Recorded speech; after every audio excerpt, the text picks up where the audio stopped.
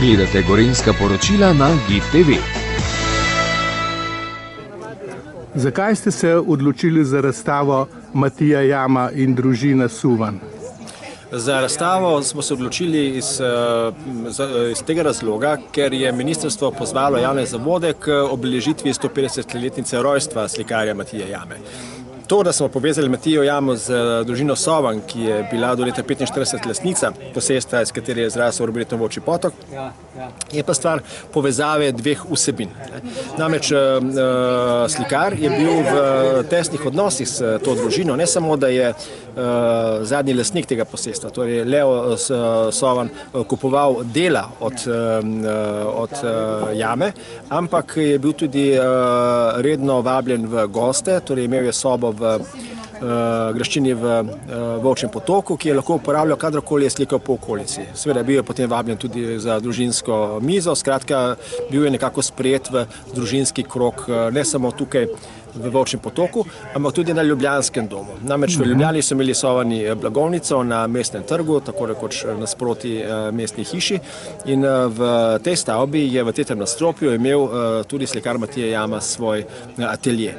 In tudi tam seveda ustvarjal in tudi eno od teh slik, morda jo greva pogledati.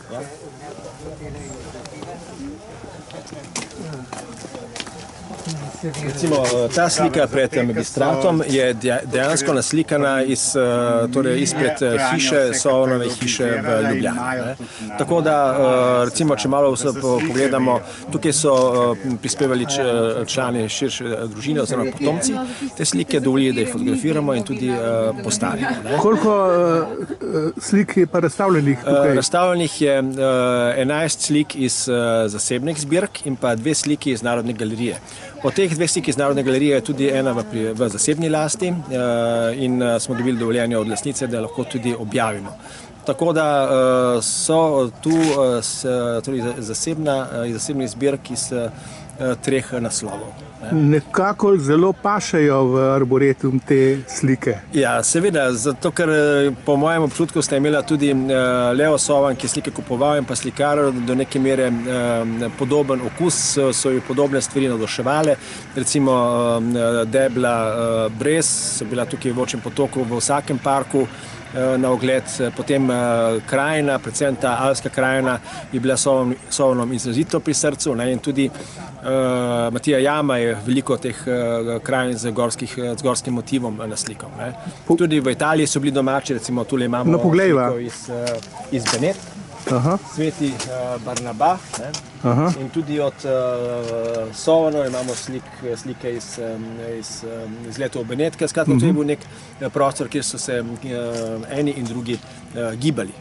No, poglejva še ostale. Ja, morda če pogledava tale fenomenalen Bled. Torej, to je slika Blejskega otoka, gradu in Karavank v ozadju. Zdaj, po svoje imamo v arboretumu samo park, nimamo galerije, da bi lahko razstavili originale. Spravi, to je močno povečano in presenetljivo je, kako slika, ki je razmeroma majhnega formata. Se pravi, širina te slike je takole, kako čudovito deluje tudi povečana. In če bi bil danes jasen dan, bi se nam tudi tukaj od zadnji odprl pogled na Kamniške Alpe, tako da smo želeli tudi to povezavo te fasciniranosti za alpsko krajino nekako izpostaviti. Kako bo pa odprta ta razstava oziroma dokdaj bo odprta? Načeloma je do konca tega leta in kadar je odprt park, je tudi ta razstava na ogled. Torej, hvala lepa za pogovor in predstavitev. Se lahko prosim še predstavite? Jaz sem Matjaž Mastnak, v arboretumu Volčji potok sem pomočnik direktorja za program in pri tej razstavi sem pač nekako deloval kot organizator skupaj s sodelavci.